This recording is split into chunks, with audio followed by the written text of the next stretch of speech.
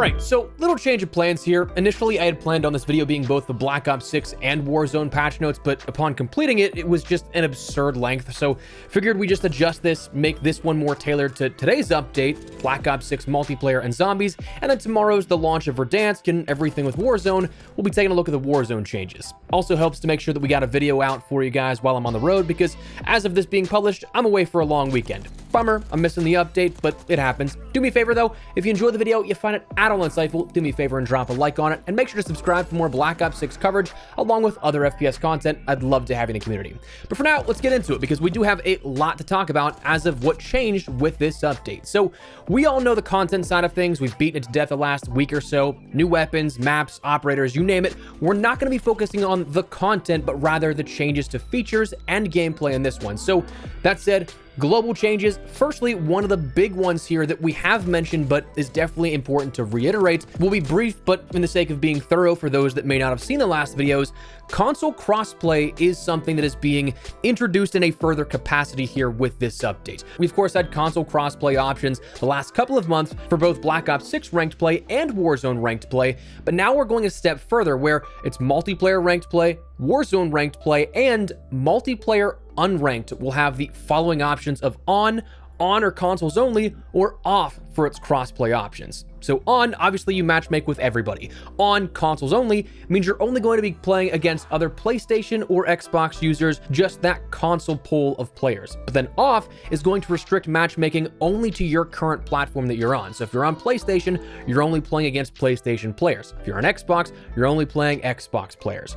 This is something that I feel like is going to take a little bit of time to see the full effects here of this, and if it even makes a dent, because one of the big concerns right now is, what about the health of the PC player base? And yes, I get it's an easy thing to talk about. Well, PC's always cheating and all that kind of stuff. Which, while yes, you will see less cheating on PlayStation and Xbox, there is a very large community on PC that may be affected by this. But again, we mentioned it might be a little too early to tell, because this kind of stuff isn't really advertised to any sort of casual player. The vast majority of players in Call of Duty probably don't go in and check their settings every single time they play the game, especially right after an update. So it could be something that this might not even be an effect at all, but the option is there for those that are interested in playing just against other console players. This is not yet in Warzone unranked, but we'll see if that comes in the near future.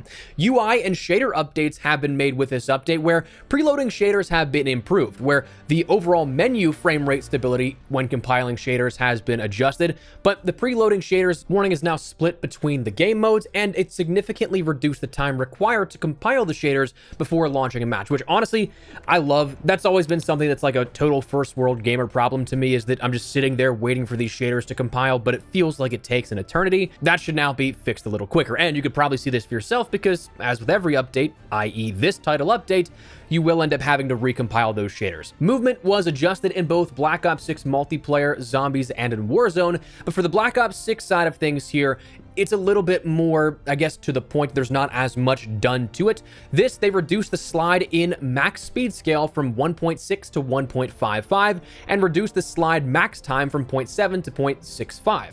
So what this means in practice is that you just won't have as much speed going into slides as compared to pre-patch, and your slide distance won't be as far. Now, those values are still relatively small, so in Black Ops 6, how much you'll notice it is still up in the air, but fundamentally, they did make movement adjustments. Progression was something that had a little bit of a fine-tuning here to this, where, again, first world gamer problem, prestiging no longer resets customization options. So your operator, calling card, emote, spray, or gobblegum, that is now no longer going to be reset whenever you end up prestiging. Now, for a lot of players, that might not be something you have to worry about. You might be prestige master, where you don't prestige ever again, but for those that are still on that prestige grind, you won't have this issue anymore. Ranked play saw some adjustments, where we have retroactive SR adjustments and a rejoin feature being introduced with this update. Retroactive SR adjustments are to refund any SR lost if you played against the cheater and they were recently caught and or banned. This would then give you back some of that SR. They haven't quite specified what the sort of terminology for recently played is, like how many games, how many days, whatever the case. So that's still a bit of a vague point, but also, oppositely, if you played with cheaters, i.e. teamed up with them, you might have some deductions in SR retroactively. So just keep that in mind. A rejoin feature obviously allows you to rejoin back if you got disconnected, and for players that had to play a man down for a short period of time, it'll have a little bit of SR forgiveness if they do join back and you still end up losing, so you won't lose as much SR. Introduced with this update is the blueprint swapping, so that's something you can make a little bit of a custom blueprint design for you now as of this update, something that was there from Season 1 and the initial launch of that, but then removed, now brought back, so you can play around with that. Shortly after the launch, we'll see the introduction of the Camo Hub. As of recording this, it's not specified if that's a couple of hours, a couple of days, but says shortly after the launch, this will be a wealth of where your camo information will all be. It's in your barracks challenges menu, but will allow you to view all weapons by classes and every single camo right in one singular area, instead of having to jump from gunsmith build to gunsmith build like you had to with Season 2 and before. But that's a lot of the features and stuff like that, some more fundamental stuff. Let's talk about weapon tuning though, because every single seasonal update does have weapon tuning, and this one had a decent bit here. So as with prior update discussions, we've got a lot to go over with these weapons, but a lot of it can be really monotonous, really boring, especially if we just like recite the values of what is adjusted. On screen, you can see those specific details, but as I'll verbally communicate, it's more general discussions on how these were changed. The XM4, this saw a buff to the 3-round burst, making it slightly faster firing for that modification. The GPR saw a reduction to the visual recoil, so it may seem a bit more stable when sustaining fire now at this point. The Goblin, interestingly, got a significant rate of fire update, which is definitely nice because we hadn't really had any decent high rate of fire semi-autos in this game, or for a little while now thinking about it, but to see this increase is a nice bonus. However, because you do see that fire rate increase, you also have to realize there's a give and take to that. Where the fire rate was increased, the damage was pretty heavily toned down for this. So whether or not we see that as a decent trade-off, we'll have to wait and see. But right now on paper, it's a pretty substantial update. The AS Val had a couple of counterbalances to nerfs that we saw a little while back. This offered some more mobility and an increase to the max damage range.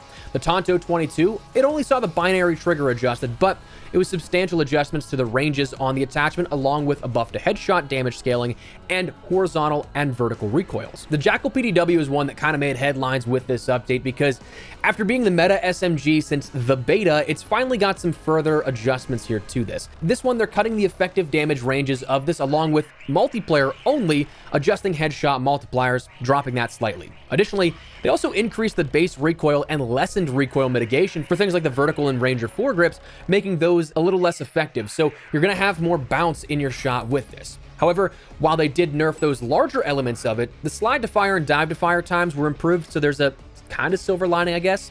The Compact 92, the burst mod got a slight buff, reducing the gun kick and visual kick. Shotguns ended up having its Dragon Breath ammunition buffed in that burn damage a little bit, with Marine SP seeing some adjustments to some of the ranges and the medium damage range value. The ASG-9 saw quite a handful of buffs across the damages and the ranges. The only thing that was really outright decreased was the max damage range itself, that just being brought down by 1 meter. So you're still going to be able to do some lethal damage, just in close.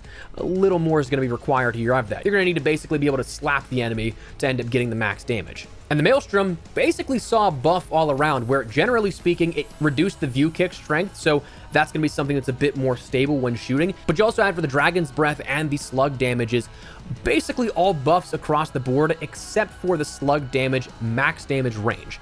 That's about it. The Marksman rifles, they took a pass here at the semi-autos to increase the rate of fire associated with the weapons. The DM10 ended up seeing its rate of fire increased by 33 RPM and reducing flinch as well by 20%, along with increasing the max damage range damage. The Sarkov 762 saw an increase to its rate of fire, as did the TR2, pretty significantly actually, while also improving the flinch and the slide and dive to fire attributes of the weapon. Then the AEK, that just saw the full auto mod slightly reduce the view kick strength. But that's your weapon tuning here with this. That a healthy number of weapons were changed, but overall, I'd be curious to know what this impacts in the meta a week, 2 weeks down the line, how this is going to affect everything, because the Jackal is definitely the big marquee item here out of this, but a couple of other weapons might sneak their way in and out of what I would say are some decently used weapons. Additional changes, though, to multiplayer. The party game's mosh pit was set up, which will allow you to be able to play through all the party game modes, while also not losing out on the player potential that we'd see where LTMs are usually cycled because of that. So for those unaware, the more modes you introduce, obviously the more you split the player base, making each of these game modes have less and less players, the more modes you introduce. So by putting them all into one rotation, that's something that you kind of regather all of those players that may be segmented into different party modes, and you put them all into one mosh pit. So it should make the party games a bit more accessible and a bit easier to find matches too. Perk changes, we saw at Dispatcher, the score bonus for the Interceptors has been increased from 100 to 125, which, speaking of score streaks, the Interceptors have also been reduced in cost from 1,150 to 1,025 score, and the War Machine was reduced in cost from 1,300 to 1,150. That is your multiplayer stuff. Zombies, this is going to sound weird, but there's really not a whole ton I feel like we should go too far in depth for, but we did see a couple of camo challenges change that I think are pretty big and important, because the GS45 and the LR762, the military camos, the requirements for those were changed to eliminations instead of critical kills. So 2,000 eliminations instead of 2,000 crits, which that's something that if you tried to go for Nebula or you already did it, you probably know that it was incredibly annoying and a much needed change, or maybe much welcome change, because if you pack a punch the GS45 or the LR762, they had explosive rounds, and thus you'd rarely get headshots, and you certainly couldn't collateral zombies at that point. So it just made the entire process of getting those weapons to the special challenges way harder. This will speed up that process tremendously, and it is a welcome change in my book. But beyond that, from a sheer update perspective, this Zombies update was all content in terms of the new map, the wonder weapons, the returning perk of double tap, and all that goes along with it. That everything in the patch notes is pretty much just bug fixes and balancing in some areas, and it's a lot of stuff that is very niche items that there's plenty of things on screen rolling for you to check out if you had anything in particular. But for the zombie side of the discussion, it wasn't so much changes to foundational things or balancing weapons per se that applies to the entire game, but it's something that I think should be noted, but just not a whole lot of exciting things coming out of the patch notes. The content itself, like we talked about, is absolutely still something you want to jump into and try out, but for the actual changes, they didn't list anything too noteworthy. But anyways, that is the Season 3 update for Black Ops 6. Again, tomorrow we will have the full patch notes and breakdown of everything that changed for Warzone, and that's a really long one, so stick it here on the channel. Let me know your thoughts down below. What do you guys think of Season 3 here? Of course, probably something will break. It always does with every seasonal update. So if there's something to complain about, there probably is. I'm sorry. If you want my take on it, again, sorry. I'm not going to be home for the next almost a week or so. So don't expect anything like Black Ops 6 broke this or anything that I'd have a video talking about that up on the channel. So if you're thinking about calling me a shill because I won't be criticizing the game, well, I'm not home to do it. So the content for the next like 5-6 days is already done. I'm not even around my setup to play the game. So let's just chill out, okay? But anyways, that is the update. Let me know your thoughts down below. Drop a like if you enjoyed the video. Make sure you subscribe for more Black Ops 6 and other FPS content. But for now, thanks so much for watching. Mine has been Espresso. I'll see you later. Take care and peace.